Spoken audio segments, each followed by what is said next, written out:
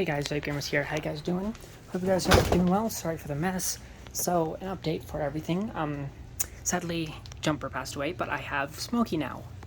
I named him Smokey because he's a long-haired teddy bear hamster, and he looks like Smokey the Bear, kind of. But yeah, sorry for the mess. So an update for the aquariums. I've got the 5-gallon. I just refilled all the tanks, and I modified one. I got the Fluval EBI freshwater shrimp kit right there. Now this one's the one I modified. So this was a actual Glowfish brand beta tank. This was the back plate that covered the filtration and stuff. So as you guys can see, I ripped that out. It was held in with silicone. So I scraped off all the silicone on the inside walls. Where's the filter pod thing? So here's the filter pod thing that would go behind that. Well, there goes all the filter stuff. I hate these things. I hate the refillable stuff shit. But yeah, I do not have the light plugged in. I do not have the actual power plug thing for it. I can't seem to find it. But what I did was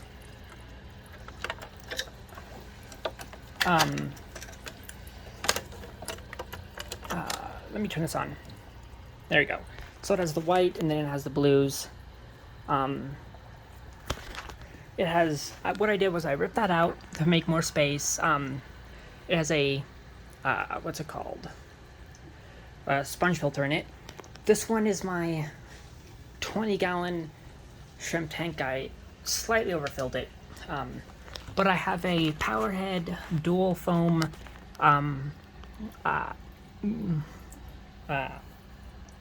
sponge filter. It also has like beneficial biomedia and below the foam. It has, so it comes out through up there. It's a Powerhead. Fuval plant light spectrum 3.0 Bluetooth light on it. I just refilled these tanks and topped this one off. I'll get to that one in a minute because that one's my prize and joy. Unfortunately, all my shrimp have passed away. You guys are probably wondering, what's all that purple and blue stuff down there? So those are actually Aqueon beta beads. They're basically beneficial bacteria supplement things. They're actually made for as, substrate for betas, but I put them in there. The shrimp really like them.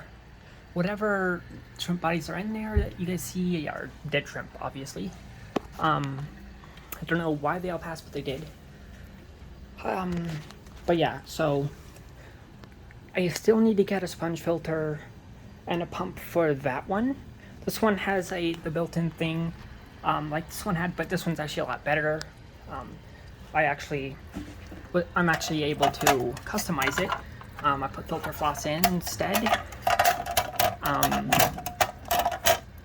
But yeah, so that one, this one, and this one are probably all three going to be shrimp tanks or something. That one's going to be my hospital tank, more than likely, or something. But here is my pride and joy tank. Let me just sit down on this for you guys. Sit down for you guys for this one.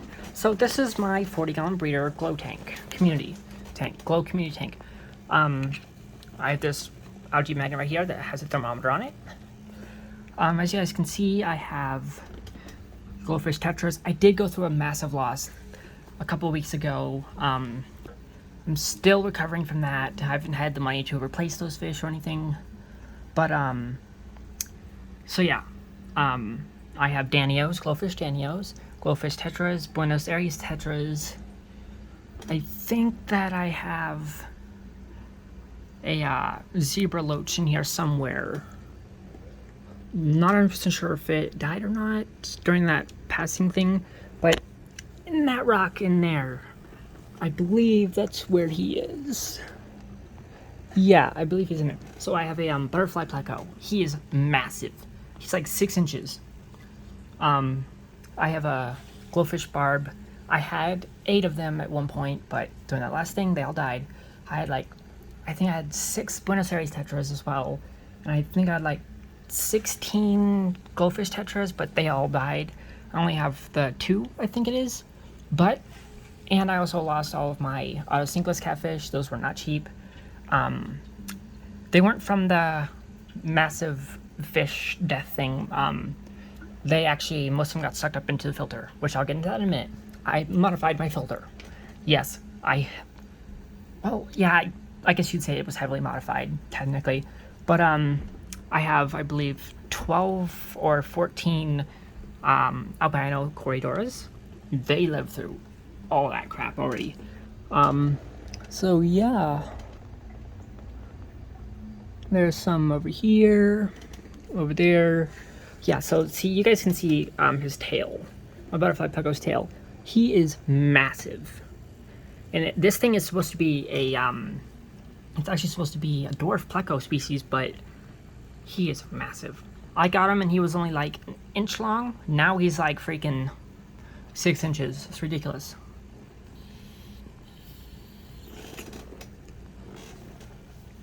But yeah. So this tank's my pride and joy. I have the Fluval Aqua Sky on it. I am planning on switching to a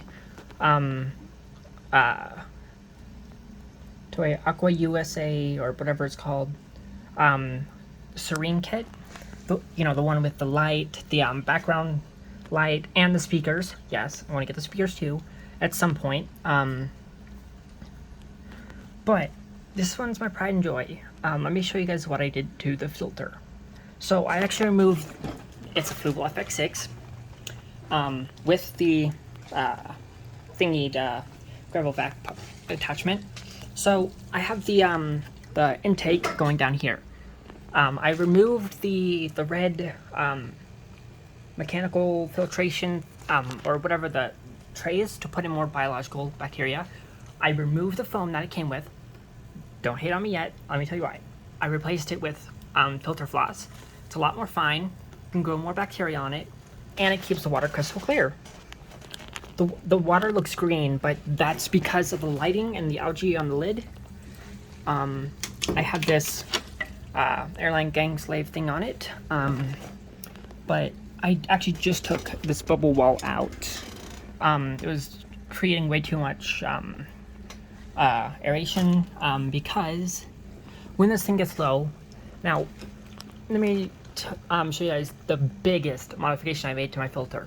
So everyone's like, oh, I wish I could put a rain bar on my FX series filters. Well, I did. So I have a rain bar. So here's how it connects. So I have it connected to this. I used one of these clamp thingies, put it on. I had to drill the holes in this much bigger because it kept shutting down the filter. The holes were just too tight. There was way too much flow.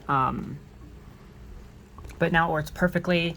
I mean, you guys can see there's some flow in there, and you can hear my filter. See, now the air keeps getting sucked into the filter, and it has to purge it every now and then. But that shouldn't happen for a little bit because I just refilled it. Now guys, everyone's like, you need to use dechlorinator and stuff. I don't use that stuff. I've always had problems with it. Whenever my water source is too high in ammonia, what I do is I get those I have those 5-gallon RO water jugs that I go and refill, and I use those. But it doesn't really harm the fish.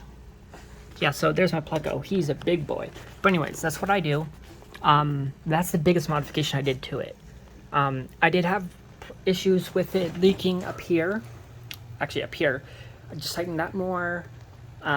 Lubricated the silicone gasket things to keep it tight. I actually need to replace the motor at some point because it's not working properly like it should. It's actually only being held on by 3 screws. Lost one of the screws when I was doing maintenance, cleaning out the actual motor.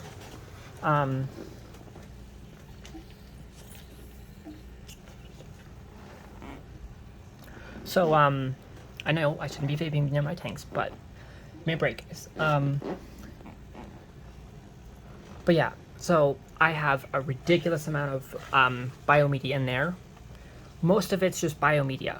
I think I only have like one packet of like chemical filtration, just because, you know, I had a massive death and it screwed up the cycle a little bit, but I got that back under control. Surprisingly, the water didn't get cloudy when I topped it off. Now, as you guys can see, there's not really any food left on the bottom. That's because of my massive cleanup crew. I have the cleanup crew and then the FX6. High flow rate, you know, all that good stuff. But, and you guys might say, oh, is that slime? No, that's actually algae, because I had the plant light spectrum thing on here for a bit.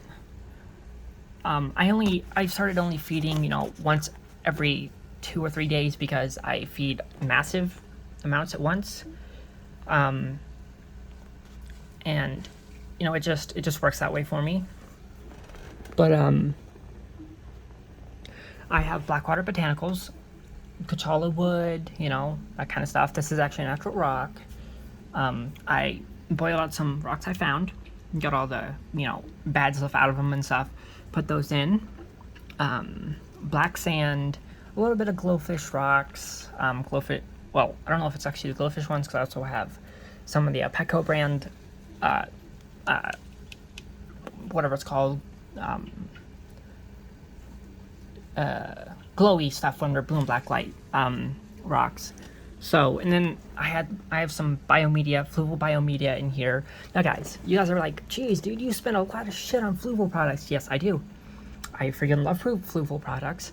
I haven't had issues with them, except for their hang-on-back filters, like the Aqua Clears, which you guys are like, those are Hagen. Hagen is Fluval. Fluval, so Hagen is actually Fluval is a sub-company of that company. It's all the same company.